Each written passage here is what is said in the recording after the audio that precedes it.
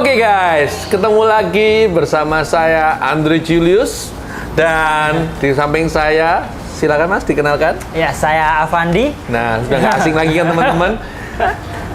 Mas Avandi ini yang kapan hari kita review apa? Sepeda apa? Musuh. Nah, musuh. Bener. Ya. Kali ini spesial nih. Ternyata nggak lama dari video itu, Mas Avandi ini nemu ya Mas ya? Tepatnya habis menang Rally Fondo kah? Oh iya. Nanti next video kita akan bahas tentang kesan-pesannya ikut Rally Fondo ya. Oh harus. Jadi kita bahas dulu yang ini dulu. Kita selain dulu yang hari ini kita mau review sepeda di belakang saya. Oke, sudah kelihatan? Nanti saya kasih footage-nya. Oke, langsung aja, ini namanya Gusto RCR Tim Limited. Tim Limited, sudah tahu kan namanya limited. Namanya limited itu berarti terbatas. Jadi sebenarnya sepeda ini kalau lihat geometrinya sepeda endurance. Ya. Menurut saya ini endurance ya. Jadi langsung saja kita tanya sama Mas Avandi, kenapa kok bisa milih Gusto RCR Tim dan apa aja speknya? Oke Mas, silakan Mas. Alasannya milih Gusto sih simple ya kok ya. Awal setelah ikut Rally Fondo itu saya udah emang pengen ganti tuh, waktu kan janjian mau fitting sama Okada tapi ditunda-tunda terus, nunggu ganti frame sekalian. Akhirnya tanya-tanya sama Sucan, setiap ada frame, Chan pakai frame ini gimana, banyak Ya, sekali pertimbangan. konsultasi tidak lepas dari RTC Bike ya? Tidak lepas dari RTC Bike. Oke. Semuanya mulai dari sizing, terus Pemilihan sepedanya, Iya. jenis sepedanya, Betul. karakter sepedanya. Jadi Iya. sangat detail ya Mas sangat ya? detail semuanya. Jadi semua. Jadi kita ini sebenarnya teman-teman, kalau teman-teman mau beli sepeda, kita juga open untuk konsultasi, boleh tanya-tanya, dan nggak ada patokan biaya ya, kita nggak ngecas ya. Nggak ada. Nah, tidak ada biayanya. Jadi jangan sungkan untuk ber-DM, tanya-tanya sama kita. Kita siap bantu kok teman-teman. Pokok fittingnya nanti fitting sama kita. Iya. Oke. Dibantu sama aku Andre sampai senyaman mungkin. Siap. Terus gimana Mas? Ya akhirnya pertimbangan saya waktu itu ada apa ya? Fuji, terus Delihea, terus terakhir nemu apa lagi jangan kita terakhir, pokoknya pilihan terakhir itu jadi sama Gusto ini. Saya tanya sama Chan, Gusto ini gimana? Colnago ya. Oh, sempat lihat Colnago juga ya? Colnago track juga ya. Colnago sama track juga pernah masuk. Pilihannya termasuk banyak ya? Banyak. Oke, terus. Pilihan banyak, akhirnya terus nego-nego sama beberapa seller yang itu, karena saya ini bagus. Yang track lepas karena saya udah deal harganya itu malam.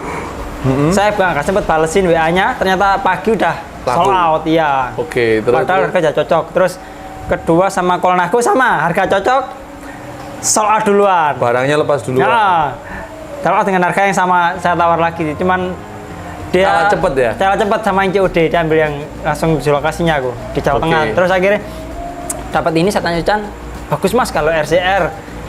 Ya, terus geometrinya saya sampaikan ke Sucan, bisa dipakai, masuk. Saya ambil. Nego-nego harga berapa? Segini. Coba Mas tawar segini.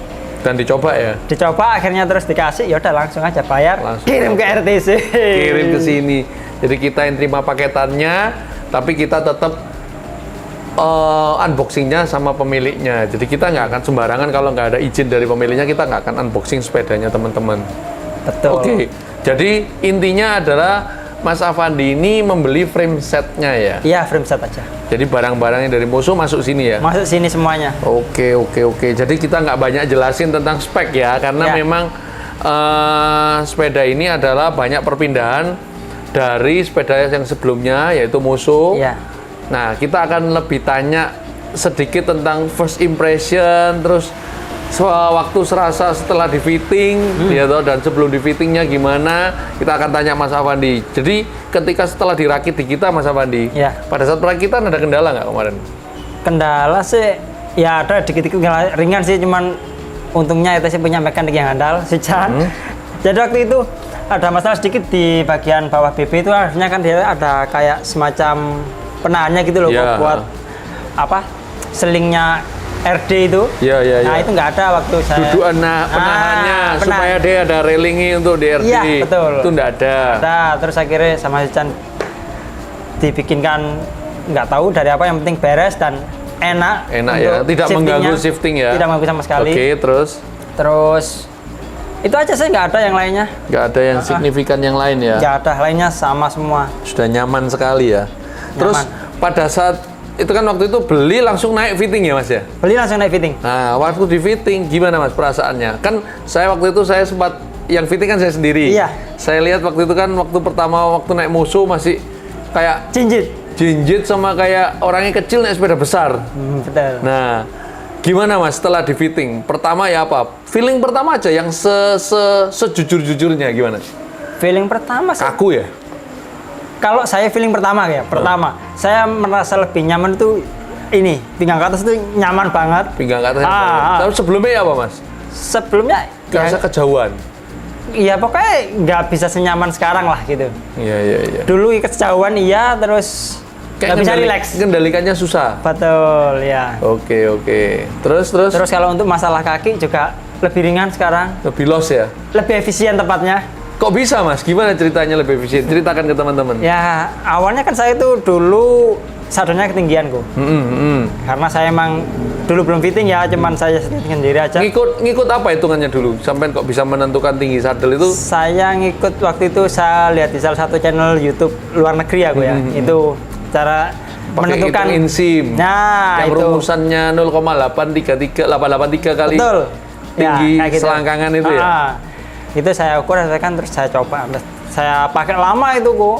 Termasuk rally Fondo juga waktu itu masih settingan itu, masih jinjit. Menang itu. Alhamdulillah masih dapat podium. Oke, terus Akhirnya setelah di fitting ya butuh penyesuaian sih awal, karena emang kan lebih pendek, tapi terutama kalau buat sprint lebih enak. Kerasa ya? Kerasa lebih enak. Sprint ya? Apa bedanya Mas? Gak ngeyel? Nggak ngeyel, juga nggak ngeyel. Dibilang pokoknya saya rasa lebih nyaman banget. Jadi lebih los ya Mas? Ibaratnya power itu lebih Luar? tertransfer sepenuhnya lah gitu ke pedal. Enak banget. Karena memang dulu itu saya sebelum fitting, kalau RTC kan sering sprint di Perak ya. Di Perak itu saya itu ada salah satu temen yang jago sprint. Saya pasti di belakangnya dia. Setelah di fitting, alhamdulillah saya bisa di depannya acara. Spill dong, inisialnya siapa? Inisialnya, aduh janganlah. Dulu satu tim sama saya waktu rally Fondo. Oh kayaknya saya tahu. Oke. Powernya besar dia. Iya, badannya lebih besar, powernya lebih besar. Sekarang kamu kewer ya? Sekarang ya kemarin waktu di Perak saya kewer. Setelah fitting di RTC Bike ya. Jadi memang kalau di RTC itu, kalau saya kasih spill tipis-tipis, kalau kita setting itu orang awam akan bilang seperti sadonya kependekan. Iya. Seperti. Iya. Tapi sebenarnya kalau kita buktikan secara komputerisasi, secara kita ukur sudut-sudut dengkulnya, sudut-sudut by data ya, gue. by data, itu ketemu di semua aspek rasionya masih dalam range-nya fittingan-fittingan yang malah ada di luar negeri, Mas.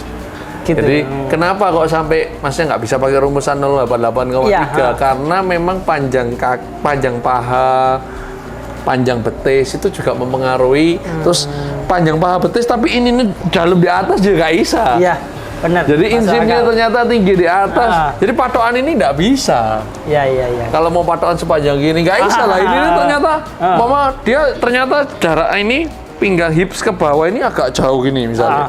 Di sini ada VT mungkin lempengnya dowo lempengnya panjang, lempeng perutnya otomatis kan insimnya pendek.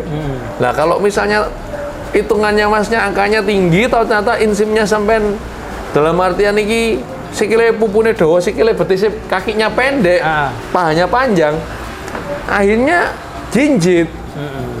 Dan itu memang banyak terjadi di teman-teman di Asia, tidak hanya di Indonesia saja, tapi di Asia karena ada beberapa atlet Malaysia, Thailand saya lihat masih jinjit.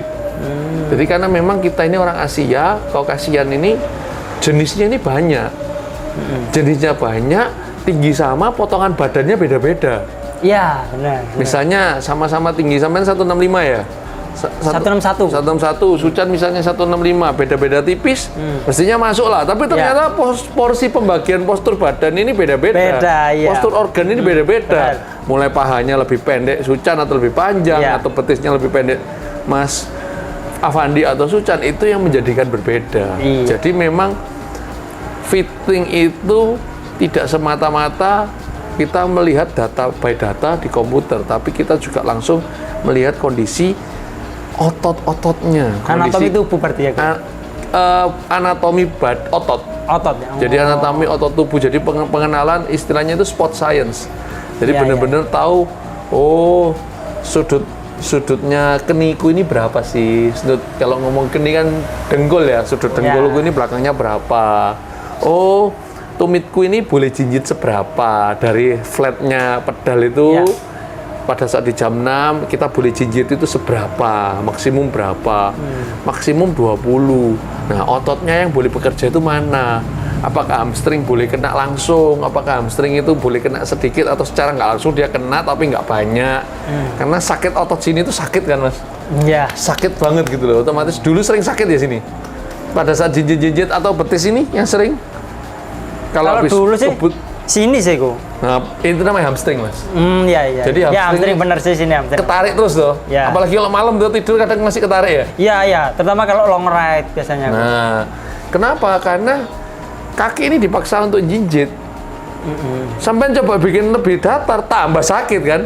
Iya. Pada sampai lurusin gini tambah sakit tuh, tambah jadi akhirnya dijinjit terus gini tuh. Nah, tapi kalau jinjit yang resiko adalah scalp ini loh, Mas, di bawah betis. Kalau kita jinjit gini malah ketarik gini lagi. Jadi lepas dari itu semua, yang penting Mas Afandi sudah di fitting secara proper, makin jos ya. Terus gimana Mas feelingnya pakai sebelumnya kan alloy. Iya. Terus sekarang pakai karbon gimana? Sorry tadi nyelena dikit tentang Fitting. Iya. Kalau untuk feel-nya sih yang pasti satu gua. Lebih stiff. Oke. Jadi feel-nya pertama yang paling berasa kaget itu stiff-nya, dia lebih stiff.